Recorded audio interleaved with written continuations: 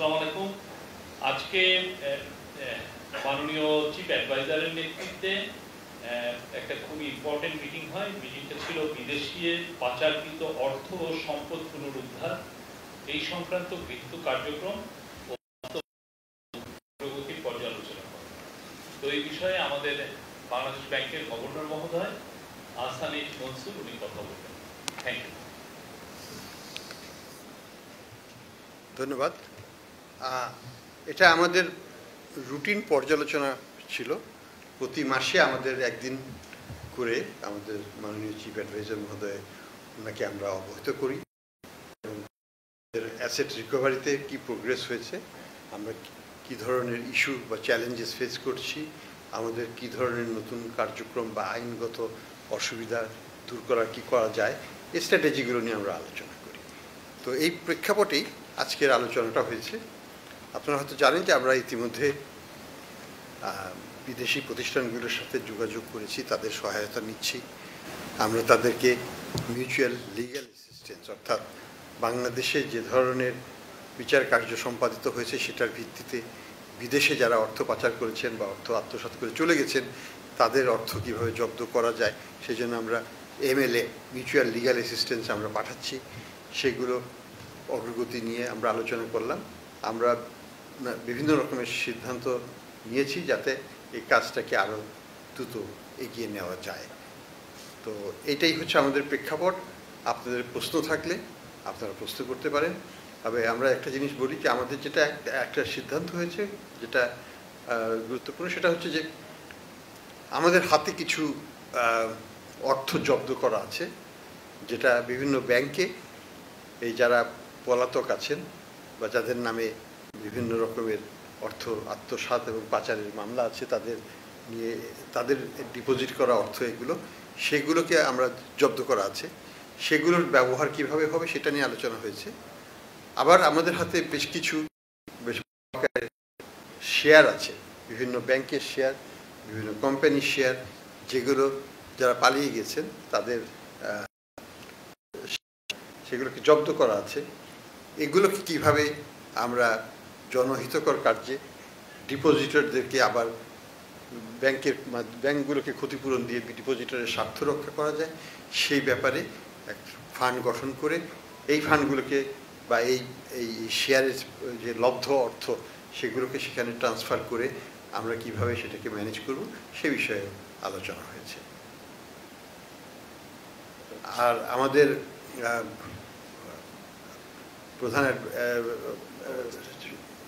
প্রধান উপদেষ্টা লন্ডন সফরে যাবেন, তখনও এটি বিষয়ে উনি কিছু তৎপরতা চালাবেন, সেই বিষয়টা নিয়েও আমরা আলোচনা করেছি।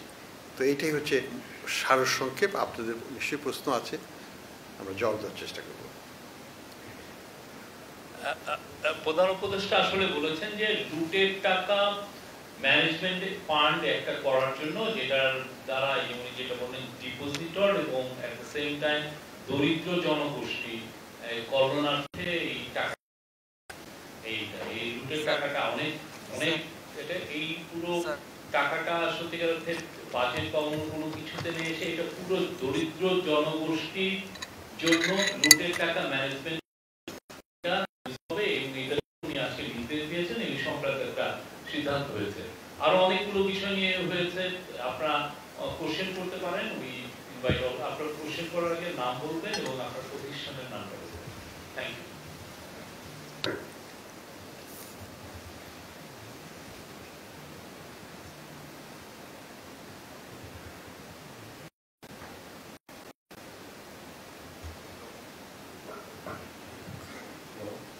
আমি মেহেদী হাসান বলছিলাম একুশে টেলিভিশন থেকে। এ পর্যন্ত যে টাকা এবং শেয়ার জব্দ হয়েছে এগুলোর টোটাল বাজার মূল্য কত? আর দ্বিতীয়ত, কোনো কারণে আমি পালিয়ে গেছি, আমি অপরাধী পালিয়ে গেছি, আমার টাকা বা সম্পদ আপনি জব্দ করবেন, ব্যবহার কোন আইনের বলে করবে? আমি অপরাধী প্রমাণিত হওয়ার আদালতে অপরাধী প্রমাণিত হওয়ার আগ পর্যন্ত এটা কি আপনি নিয়ে ব্যবহার করতে পারবেন? না, অবশ্যই আমরা আইনগতভাবেই এটা করব, কোনো মতে আইনের ব্যত্যয় হবে না। কোর্টের সিদ্ধান্ত হওয়ার পরেই এবং আইনের সঠিক ধারা প্রয়োগের মাধ্যমেই এই কার্যকলাপ করতে হবে। প্রয়োজন বোধে আইনকে কিছু সংশোধন করতে হতে পারে, সেটা নিয়ে আমাদের আইন মন্ত্রণালয় এবং অ্যাটর্নি জেনারেলস অফিস সেটা নিয়ে কাজ করবেন, কিন্তু সেটা যদি প্রয়োজন হয় এটা আমাদের বর্তমান আইন দিয়ে যদি করা সম্ভব হয় আমরা সেটাও করব। বাট লক্ষ্যটা হচ্ছে একটা ফান্ড প্রতিষ্ঠা করা, যে ফান্ডের টাকা দিয়ে ব্যাংকগুলোকে আমরা ক্ষতিপূরণ দিতে পারবো, কারণ ব্যাংকগুলো তো বিশালভাবে ক্ষতিগ্রস্ত হয়েছে, তাদের টাকাই তো লুট করা হয়েছে অনেক কাছে।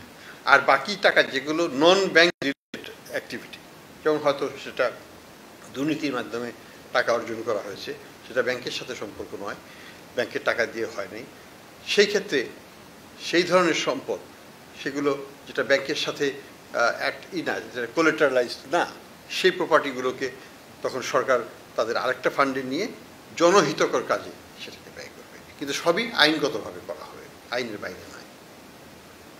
স্যার আমি মাস্টার রিলেশন কাজ করি স্যার, একসাথে একটা সম্পূর্ণ প্রশ্ন স্যার, একটা বড় ব্যাংকের যে শেয়ারগুলো জব্দ করে রাখা হয়েছে স্যার, আমরা জানি তো স্যার এই ব্যাংকে স্যার একটা বড় ইনভেস্টমেন্ট ছিল বিদেশিদের প্রায় 70%। স্যার ওই সব কোম্পানিগুলো কি ওই ইনভেস্টরদেরকে আবার কি আনার কোনো সুযোগ আছে কিনা বা তাদের সাথে কোনো যোগাযোগ হয়েছে কিনা?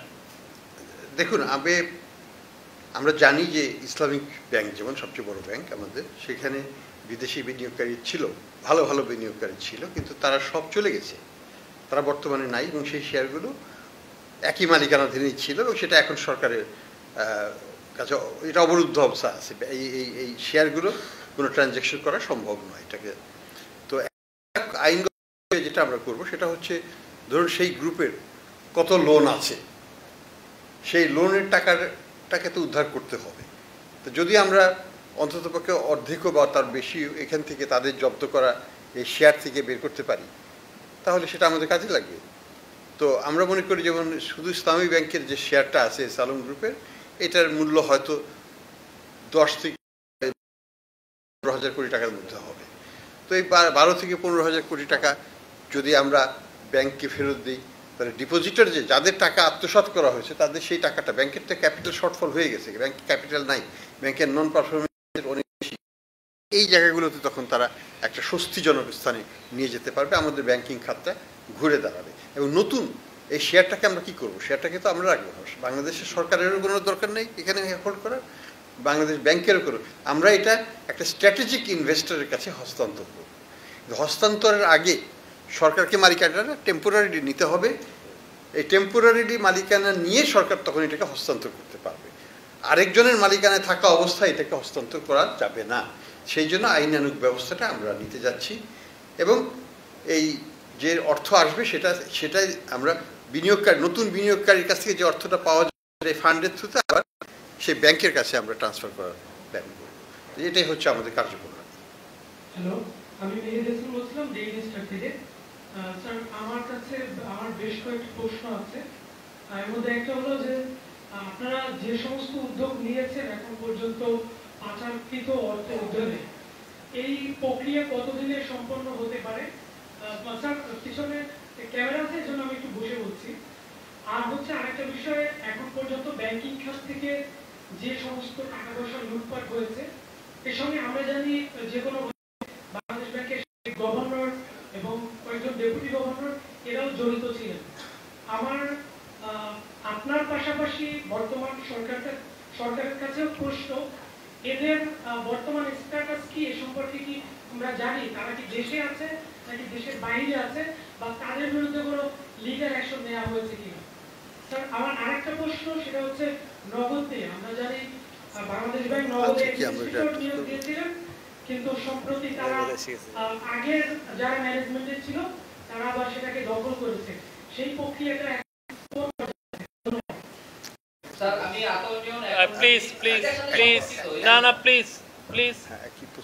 প্রথম প্রশ্নটা কি ছিল?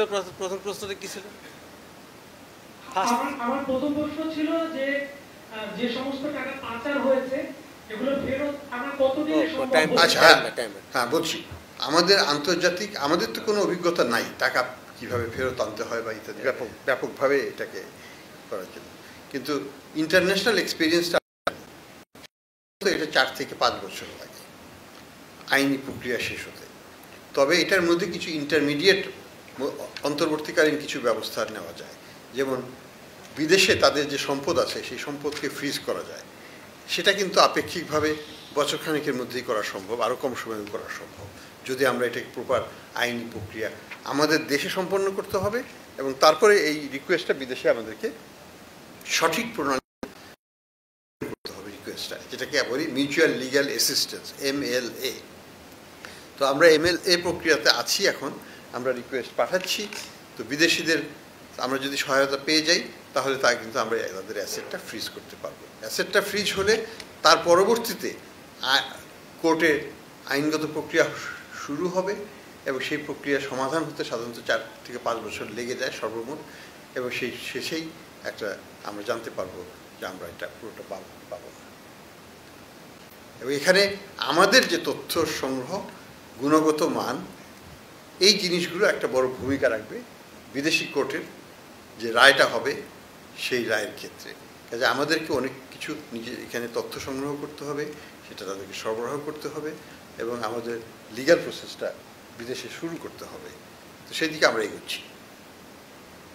আর যেটা বললেন বাংলাদেশ ব্যাংকের, আমরা তো ধরুন দুর্নীতি যদি হয়ে থাকে সেটা দুদক আছে, তারা সেটাকে তদন্ত করবে, তদন্ত করে যদি তাদের মনে করেন যে চার্জশিট আনা তারা সেটা নিয়ে আসবে।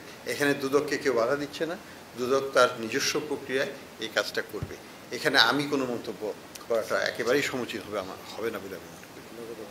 আর নগদের ব্যাপারে আমাদের পজিশন সুস্পষ্ট।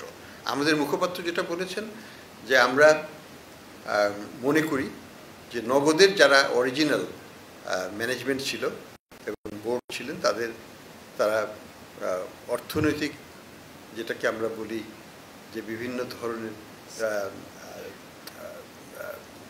ম্যালফেশিয়াস অর্থাৎ দুর্নীতি এবং এটার মাধ্যমে টাকা আত্মসাৎ করেছে, যার পরিমাণ আমরা জানি যে 650 কোটি টাকা মতো মানি ক্রিয়েট করেছে, যেটার এগেনস্টে প্রকৃত অর্থ ছিল না।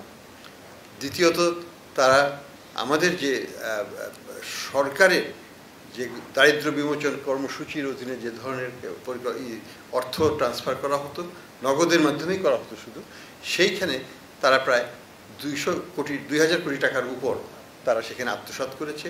এটা আমাদের বাংলাদেশ ব্যাংকের অডিটেও ধরা পড়েছে এবং এটা আমরা যে ইন্টারন্যাশনাল অডিট ফার্ম দিয়ে অডিট করেছিলাম সেটাতেও ধরা পড়েছে।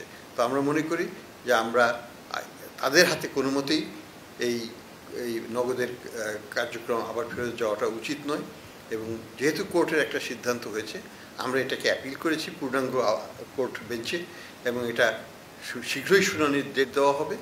আমরা মনে করি যে তখন আমরা আমাদের পক্ষে রায় পাবো, কিন্তু আমরা একটু শঙ্কিত যে এই সময়ের মধ্যে তাদের পুরো কন্ট্রোল কিন্তু তারা নিয়েছে এই সিস্টেমে, অনেক যেটার উপর আমাদের হাত থাকবে না, কারণ আমরা আইনগতভাবে একটু অসুবিধাজনক অবস্থাতে আছি বিকজ অফ কোর্টের এই রায়ের কারণে। স্যার, আমি আতাউর নিয়ন এখন টিভি থেকে প্রথমে নগদের বিষয়টা বলি। সেটা হচ্ছে আপনি বলছেন যে এই সময়ের মধ্যে প্রায় 7 দিন হয়ে যাচ্ছে, যে এই মধ্যে তারা অনেক কিছু করে দিতে পারে যেখানে আমাদের কোনো হাত থাকবে না আইনের কারণে। সেক্ষেত্রে যদি তারা আবারও অর্থ নিয়ে করে বা পাচার করার সুবিধা পায়, সুযোগ তৈরি করে, সেই জায়গাটা কি একটা বড় ক্ষতির সম্মুখীন হবে কিনা সাধারণ মানুষ? বড় কোনো ক্ষতির সম্ভাবনা নাই, কারণ আমরা ব্যাংকগুলোকে বলে দিয়েছি যে বড় কোনো ধরনের ট্রানজ্যাকশন তারা করবে না, ক্যাশ ইন ক্যাশ আউট করতে পারবে, এর বাইরে না, ক্যাশ দিলে ক্যাশ আউট করতে পারবে। কাজে আমরা সেফগার্ড নিয়ে নিয়েছি অলরেডি আমাদের দিক থেকে। তবে তারা যেটা করবে বা করতে পারে বলে আমরা সন্দিহান, সেটা হচ্ছে যে তারা তাদের যে অপকর্মগুলো করেছে সেগুলোকে মুছে ফেলার চেষ্টা করবে, তারা ডক্টর করার চেষ্টা করবে ডেটাবেসকে মুছে দেবে বা অন্যভাবে এটাকে তারা ইনফিল্ট্রেট করবে, যেটা আমাদের কাজকে আরও কঠিন করে তুলবে। এটা নিয়েই আমরা শঙ্কিত। নতুন করে বড় কিছু ক্ষতি করার সম্ভাবনা হয়তো তাদের থাকবে না, কিন্তু নিজেদের স্বার্থে তারা এটাকে অপকর্মে ব্যবহার করবে। স্যার, আরেকটা প্রশ্ন ছিল পাচারের অর্থের বিষয়ে। আপনি বারবার বলেছেন যে সব অর্থ ফেরত নাও আসতে পারে, কিন্তু যারা পাচার করেছে তাদেরকে শান্তিতে থাকতে দেওয়া হবে না। ইতিমধ্যে যেসব দেশে পাচারকারীরা অবস্থান নিয়েছে সেই সব দেশের সাথে কি কথা হয়েছে? তাদের বিষয়ে দেশগুলো কি জানিয়েছে, তাদের বিরুদ্ধে কোনো ব্যবস্থা নেবে কিনা? আমরা তো দেশগুলোর সাথে কথা বলছি। ইনফ্যাক্ট আজকেও এখনও ঢাকাতে ইউকে সরকারের যে IACCC তাদের যা হেড অফ তারা সে ঢাকায় আছে, তারা আমাদের সাথে সহযোগিতা করতে চায়। তারা আমাদেরকে 6 মাসের জন্য একটা ব্রিটিশ এক্সপার্টও দিয়েছে, যে আমাদের তদন্তকারীদেরকে হাতে কলমে ধরে শেখাবে যে কীভাবে এমএলএ তৈরি করতে হয়, কিভাবে কেসগুলোকে ডকুমেন্টেশন করতে হয়, এভিডেন্স গ্যাদারিং, যদি মামলায় জিততে হয় আমাদেরকে এভিডেন্স গ্যাদারিং ইন্টারন্যাশনাল স্ট্যান্ডার্ডে করতে হবে, দেশীয় স্ট্যান্ডার্ডে করলে হবে না। তো এই জায়গাটায় আমাদের গ্যাপস আছে, আমরা চেষ্টা করছি সেই গ্যাপগুলোকে মেটাতে। আমাদের যারা তদন্ত কর্মকর্তা তাদেরকে নতুন করে ট্রেনিং দেওয়া হচ্ছে, আন্তর্জাতিক মানসম্মত তদন্ত কার্যক্রম যাতে তারা পরিচালনা করতে পারেন, এবং ডকুমেন্টেশনটা যেন ঠিক করতে হবে। ইটস অ্যাবসলিউটলি ইম্পর্টেন্ট ডকুমেন্টেশনটা তৈরি করা, সেই জায়গাগুলোতে তারা সহায়তা দেবে। তো বিদেশিদের দিক থেকে আমরা প্রচুর আগ্রহ পাচ্ছি। আমি গত সপ্তাহে দুবাইতে financial intelligence unit of Dubai, সেখানে আমরা মিটিং করেছি, হেড অফ দ্য অর্গানাইজেশন সেখানে ছিলেন সারাক্ষণ। আমরা 2 দিন তাদের সাথে বসেছি, আমাদের কর্মকর্তারা বসেছেন। তারা আমাদেরকে সর্বাত্মক সহায়তার আশ্বাস দিয়েছেন। আমরা চেষ্টা করব তাদের যে রিকোয়ারমেন্ট সেই অনুযায়ী তাদের কাছে তথ্যভর ভিত্তি যার ভিত্তিতে তারা আমাদেরকে সহায়তা দিতে পারবে। আসসালামু আলাইকুম, আমি মুস্তাফিজুর রহমান বলছিলাম ইউএস থেকে। আমার প্রথম প্রশ্ন হচ্ছে যে আপনি বলছেন যে যারা লুট করেছে তাদের যে অর্থ ডিপোজিট আছে আপনারা সেটা ফ্রিজ করেছেন, সেটা দিয়ে একটা তহবিল করেন, কিন্তু এটার মালিকানা তো আসলে টাকাই তারা হচ্ছে আত্মসাৎ করেছে। সেই ব্যাংকগুলোর টাকাই তো এখানে হচ্ছে তারাই হচ্ছে আসলে মেন পাওয়া হবে ডিপোজিট, আর সেখানে এটা কিভাবে করবেন, লিগাল কমপ্লেক্সিটি আসবে। প্রশ্ন হচ্ছে যে আপনি একটা জয়েন্ট ইনভেস্টিগেশন করেছিলেন, টিম গঠন করেছিলেন 10টা গ্রুপ এবং হচ্ছে শেখ হাসিনা এবং তার ফ্যামিলি থেকে। সেটার আপডেট কি, আপনারা কি পরিমাণ অর্থ পাচার হয়েছে বা আত্মসাৎ করেছে, এই তথ্যরা আপনারা কি এখন পর্যন্ত বের করতে পারছেন না? পাচার হয়েছে। প্রথম প্রশ্নটা ছিল, প্রথম কোশ্চেনটা আবার একটু বলেন। আপনি বলছেন যে যারা লুট করেছে তাদের যে ডিপোজিট তারা আপনি হচ্ছে ঠিক আছে, আমি বলছি। এটা হচ্ছে যে আসলে 2 প্রকারের সম্পদ আছে এখানে। ধরুন মিস্টার এক্স, সে হয়তো মন্ত্রীও ছিল, সে হয়তো ব্যাংকের থেকে টাকা নিয়েছে। তো ব্যাংকের যে অর্থ যেগুলো ব্যাংকের থেকে নেওয়া হয়েছে লোন হিসাবে কিন্তু পরিশোধ করা হয়নি, সেই টাকাটা ব্যাংকের কাছে আমরা ফেরত দিয়ে দেবো পরবর্তীতে, যদি আমরা এটাকে জব্দ করে থাকি। যেমন তাদের শেয়ারগুলো আছে সেই কোম্পানিতে, হয়তো এসালমের শেয়ার ধরে বা সাইফুজ্জামানের শেয়ার, সেগুলো আমরা যে ব্যাংকিং শেয়ার সেগুলোকে আমরা ব্যাংকে দিয়ে দিব, কারণ এটা তো ব্যাংকেরই প্রাপ্য। এটা হচ্ছে ব্যাংকের অর্থ তারা আত্মসাৎ করেছে, কাজেই সেইখানে তার ক্ষতিপূরণ সেখানে দিতে হবে। আর দ্বিতীয় হচ্ছে যে তারা আবার অন্যভাবে অর্থ আত্মসাৎ করেছে, শুধু যে ব্যাংক থেকে নিয়েছে তা তো নয়। যেমন ভূমিমন্ত্রী হিসাবে অর্থ আত্মসাৎ করতে পারে, সেই অর্থগুলো তো ব্যাংকে যাবে না, সেটা সাধারণ মানুষের কল্যাণে ব্যবহার করা হবে। তো সেই জন্য আমি বলছিলাম যে দুইভাবে ব্যবহার হবে। কিছু অর্থ যাবে যেটা ব্যাংক সংক্রান্ত, ব্যাংক সংশ্লিষ্ট, সেটা ব্যাংকিং ক্ষতিপূরণ হিসাবে যাবে। আর যেটা নন ব্যাংকের সাথে সংশ্লিষ্ট নয় কিন্তু সম্পদ অর্জন করা হয়েছে বিভিন্ন অসৎ উপায়ে, সেগুলো মানুষের কল্যাণে ব্যয় করা হবে ওই ফান্ড থেকে। এটাই সিদ্ধান্ত।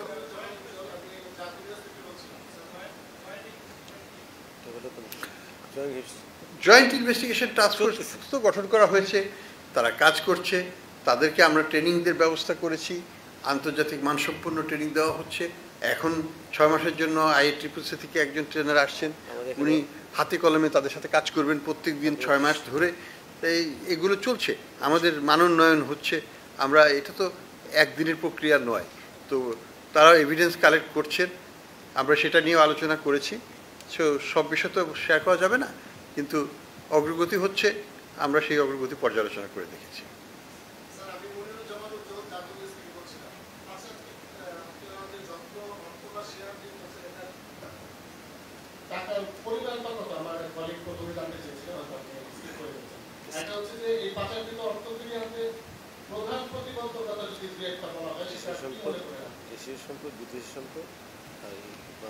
দেখুন, আমাদের যৌথ তদন্ত দল, জয়েন্ট ইনভেস্টিগেশন টিম, তারা প্রত্যেকটা গ্রুপে ভাগ হয়ে গিয়েছেন। 11টা গ্রুপ আছে সেখানে। তারা যার আলাদা আলাদাভাবে আমাদেরকে দিয়েছে, আমরা সেটাকে আলাদা আলাদাভাবে ট্রিট করবো। একজনের সম্পদের বিবরণী অন্য টিমে জানার দরকারও নাই এবং জানাটা দরকার, এটা এটা এটা প্রয়োজন হবে না। আমরা মনে করছি যে আমরা এখনও নতুন নতুন সম্পদ উদ্ঘাটন হচ্ছে, যোগ হচ্ছে, এটা একটা প্রক্রিয়াধীন ব্যাপার। তবে যে সম্পদ আমরা ইতিমধ্যেই পেয়েছি তার ভিত্তিতেই কিন্তু আমরা মামলা রুজু করা হয়েছে এবং সেই সম্পদগুলোকে জব্দ করা হয়েছে। টোটাল অ্যামাউন্টটা তো আমরা এখনই বলতে পারবো না, কারণ এটা বাড়ছে, এটা বাড়তেই থাকবে আগামীতেও, কারণ নতুন নতুন জিনিস উদ্ঘাটিত হয় এবং সেটা তখন সেখানে যোগ হয়। এটা এইভাবে বলাটা ঠিকও না যে এটা একটা আনুমানিক ভিত্তিতে অন্যরা বলেছেন, কিন্তু আমরা তো আইনগতভাবে তো করতে গেলে আমাদেরকে, যেমন একটা জিনিস আছে যে দালালি মূল্যটা আমাদেরকে দেখাতে হয়, আমরা তো মার্কেট ভ্যালুও দেখাতে পারি না সেখানে, কিন্তু মার্কেট ভ্যালু তো অনেক বেশি হয়, তাই না? কাজে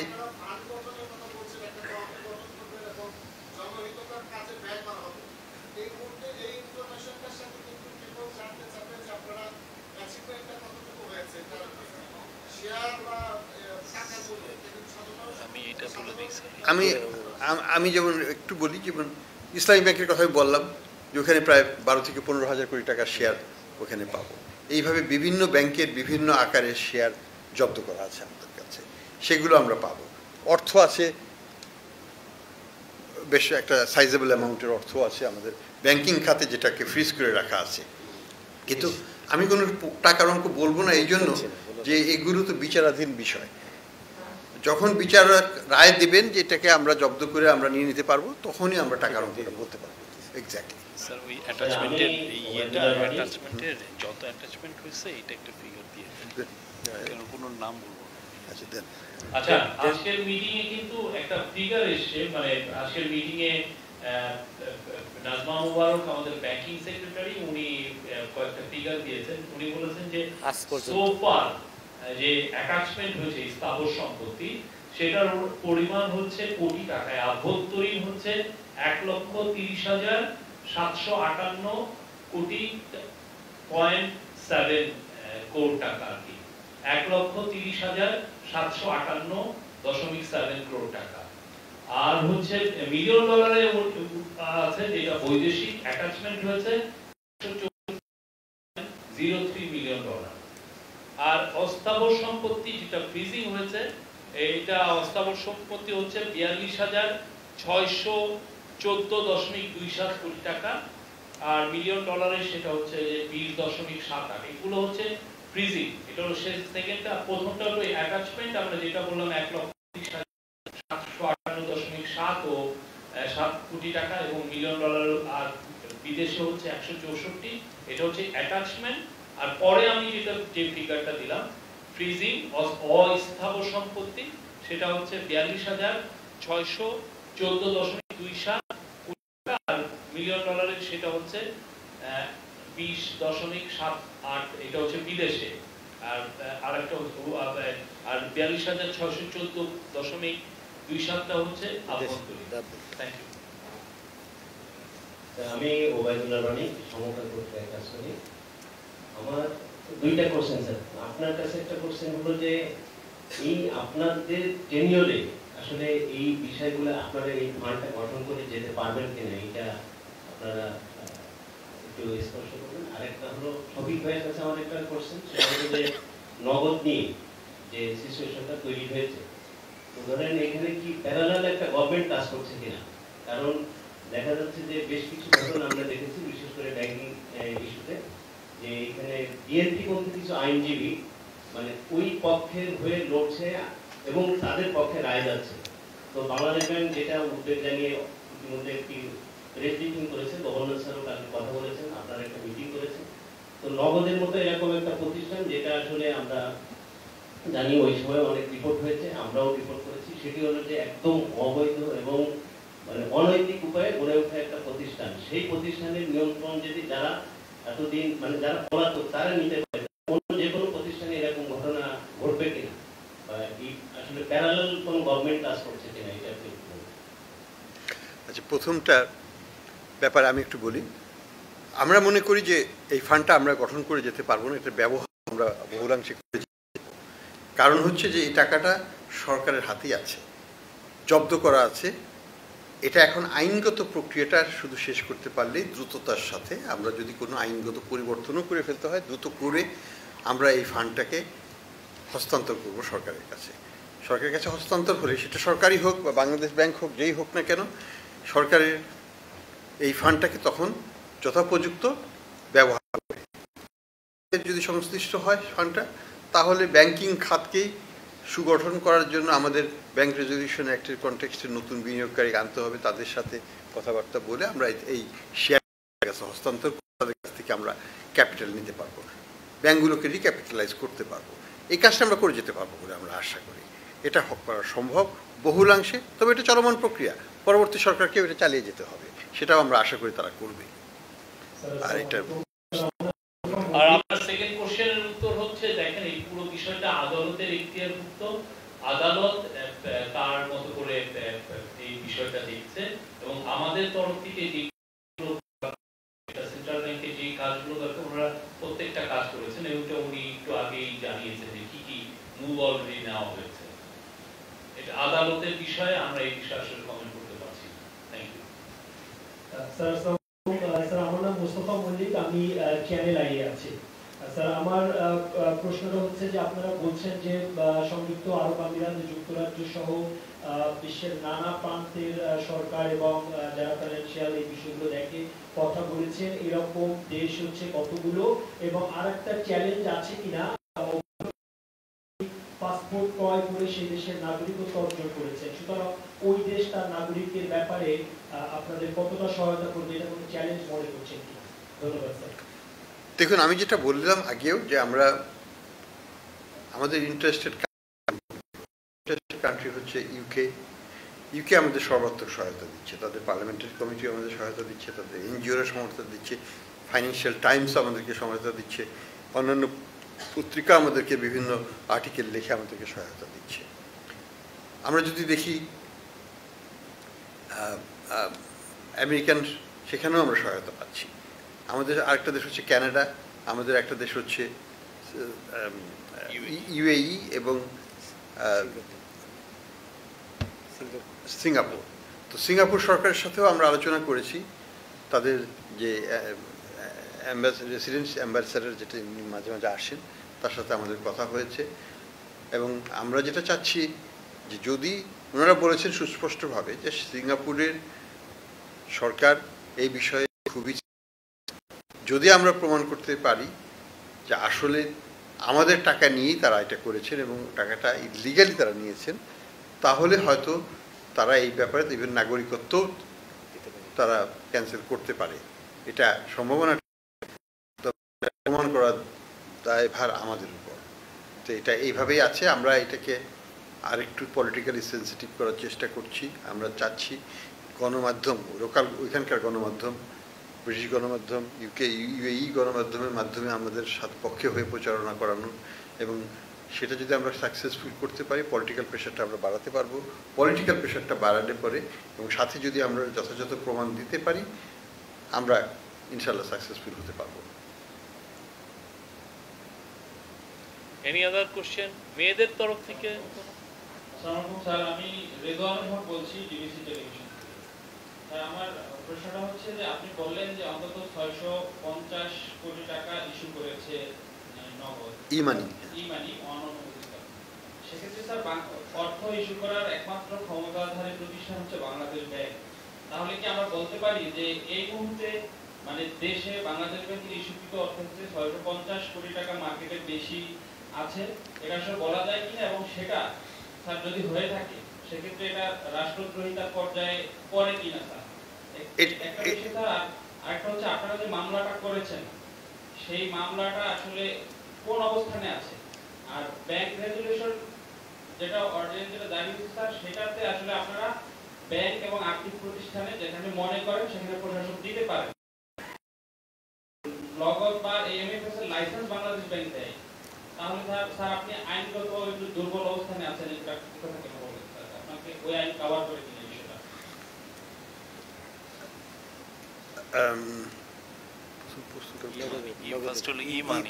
আচ্ছা, নগদের ই-মানির ব্যাপারটা হচ্ছে এবার অ্যাবসলিউটলি রাইট যে মানি ক্রিয়েশনের ক্ষমতা একমাত্র বাংলাদেশ ব্যাংকেরই আছে আইনগতভাবে। বাংলাদেশের কনটেক্সটে যে কোনো সেন্ট্রাল ব্যাংকেরই এই ক্ষমতাটা এককভাবে থাকে, অন্য কারো এই ক্ষমতা থাকে না। সরকারেরও থাকে না।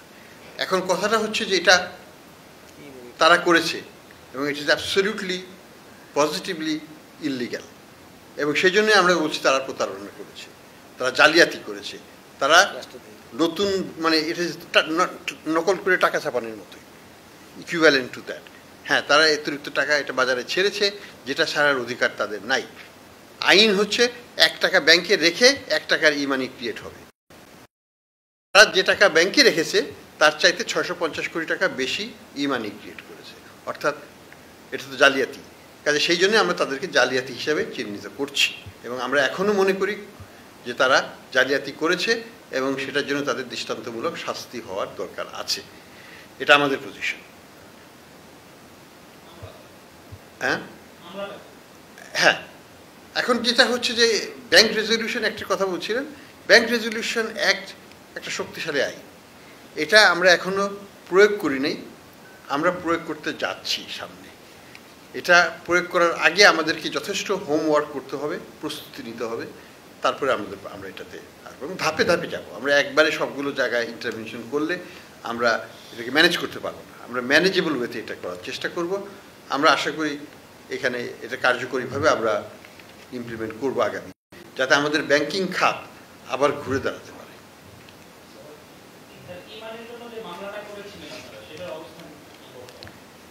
এটার জন্য তো আমরা মামলা রুজু করেছি, এটা তদন্ত সিআইডি করছিল।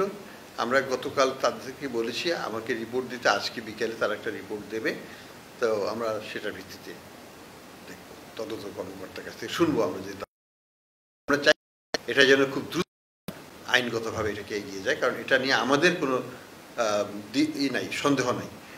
আমাদের তদন্তে এটা 660 কোটি টাকার উপরে এসছে, এবং বিদেশি সংস্থার মাধ্যমে যেটা আমরা প্রতিবেদন পেয়েছি তাতে 650-এর উপর আসছে।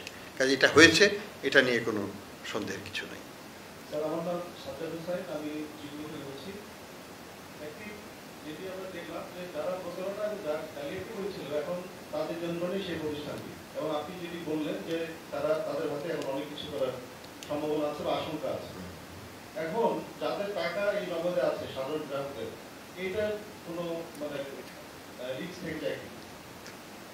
কোনো প্রতিষ্ঠান এমএফএস আমরা কিন্তু অনেক সেফগার্ড রাখি। বাংলাদেশ ব্যাংকের যে আইন আছে তাতে প্রত্যেকটা এমএফএস তাদের সংগৃহীত অর্থ ওই দিনই ব্যাংকে জমা দিতে হবে। আমরা কিন্তু ব্যাংকগুলোকে বলে দিয়েছি কোনো টাকা তুলতে পারবে না, অর্থাৎ এখন যারা কাজ করবে তারা না, তারা শুধু ক্যাশ ইন ক্যাশ আউট করতে পারবে। অর্থাৎ আমার কাছে 1000 টাকা যদি কেউ দেয়, আমি 1000 টাকা ওই দিকে দিয়ে দিতে পারবো, নতুন করে ব্যাংকের থেকে নেট আউটফ্লো করতে পারবে না।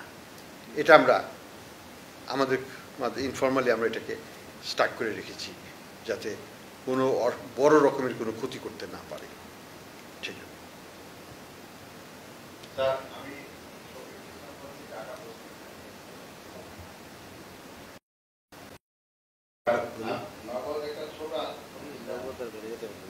আর্থিক প্রতিষ্ঠানের মামলা আইনের কারণে আপনারা খুব চাপে আছেন। গত 3 দিন আমরা যেটা দেখলাম, বাংলাদেশ ব্যাংকের মিটিং, গতকাল অর্থ মন্ত্রণালয়ে আপনাদের মিটিং এবং পরবর্তী মিটিং প্রশ্নটা করেন। এখন স্যার আপনি আরো 14টি ব্যাংক নিয়ে কাজ করতেছেন, তাদেরকে সংস্কার করতেছেন। স্যার, এই যদি 14টা ব্যাংক যদি আপনাদের সাথে খেলে, তখন আপনাদের সক্ষমতা কতটুকু? স্যার, এটা আমাদের সক্ষমতা তো আমরা তৈরি করছি, বাড়ানোর চেষ্টা করছি। আমাদের অবশ্যই আমাদের দুর্বলতা আছে, কোনো সন্দেহ নেই, আমরা সেটাকে ওভারকাম করার চেষ্টা করছি। এখন কথা সেই জন্যই আমি বললাম যে আমরা ধাপে ধাপে এগোবো। একবারে সবগুলো 14টা ব্যাংক আমরা রেডি করতে পারবো না, বা 14টা বা আরও বেশি ব্যাংক হয়তো আসতে পারে, সেগুলোকে আমরা হ্যান্ডেল করব। আমরা ধাপে ধাপে এগোবো, আমাদের সক্ষমতা অনুযায়ী আমরা এগোবো। যেটুকু গিলতে পারবো না সেটুকু প্লেটে নেব না, যেটুকু খেতে পারবো সেটুকুই নেব। আমি প্রথমে কাজ করি। স্যার, আপনি বলতেন যে টোটাল আসলে কত টাকা ব্যাংক এবং আর্থিক প্রতিষ্ঠানগুলো থেকে লুট হয়েছে, আপনারা যাদের নিয়ে তদন্ত করছেন। আর আপনি শুরু থেকে বলছিলেন যে আপনার যারা টাকা পাচার করছে তাদেরকে আপনি শান্তিতে থাকতে দেবেন না, তারা তো খুব ভালো শান্তিতে আছে। আমরা দেখতেছি দেশে যারা আছে এবং বিদেশে আছে, আমরা যে যেগুলো তাদেরকে আমরা খবর পাই, কথা হয় আমাদের সাথে অনেকে, তারা খুব ভালো আছে, তারা পরবর্তীতে আমরা অল্প কিছুদিনের মধ্যে দেশে চলে আসবো, 5 মাস 6 মাস পরে চলে এখন পর্যন্ত। না, আমি প্রথমটার আমি জবাব আগেই দিয়ে দিয়েছি, ওটাকে আর আমি যাচ্ছি না। দ্বিতীয়টার ব্যাপারে আমি বলবো যে তারা যে শান্তিতে আছে সেটা আমি মনে করি না। তারা নিজেদের লয়ার নিচ্ছে, বড় বড় লয়ার নিচ্ছে। আমরা শুনছি সালম যে লয়ার নিচ্ছে সেটা নাকি $30 মিলিয়ন তার বার্ষিক তাদের ব্যয় হবে। তো এগুলো তো শান্তির লক্ষণ না। হ্যাঁ, তবে কথা হলো যে আমি যেটা আগেও বলেছি, টাকা উদ্ধার করা আর শান্তিতে থাকা দুই জিনিস। উদ্ধারের সময় লাগবে, কিন্তু ঘুম নষ্ট আমরা কিন্তু এখন থেকেই করতে পারছি বলে মনে হয়। তাদের হবে, লিগ্যাল প্রোটেকশন তাদেরকে নিতে হবে, আমরা আইনগতভাবে তাদের পিছনে যাব। ঠিক আছে, ধন্যবাদ। আরেকটা বিষয়, শান্তিতে যে ন্যায় তার আরেকটা রিফ্লেকশন হচ্ছে, আমরা সোফার আরো কয়েকটা ডিসিশন এসছে, সেটা হচ্ছে যে মাঝারি আকৃতির যারা 200 কোটি টাকা ও তদন্ত কেসের ক্ষেত্রে বিদেশি আইনি সংস্থার মাধ্যমে অর্থ পুনরুদ্ধারের পরিকল্পনা নেওয়া হয়েছে। এই সকল ব্যাংক ও আর্থিক প্রতিষ্ঠানতে এই ধরনের সম্ভাব্য 125টি কেস চিহ্নিত করা হয়েছে। এ পর্যন্ত 20টি আন্তর্জাতিক আইনি সংস্থা ও লিটিগেশন ফান্ডের নিকট আবেদন পাওয়া গেছে। আন্তর্জাতিক আইনি সংস্থা লিটিগেশন ফান্ড নির্বাচনের মানদণ্ড ও নির্বাচন প্রক্রিয়া সম্পর্কিত গাইডলাইন লিটিগেশন ফান্ড হচ্ছে। আমরা তো মানে আমাদের কাজগুলো আমরা খুব যত দ্রুত করা যায় করছি। আমরা যে কেউ খুব যে শান্তিতে আছে, we don't think so. Thank you.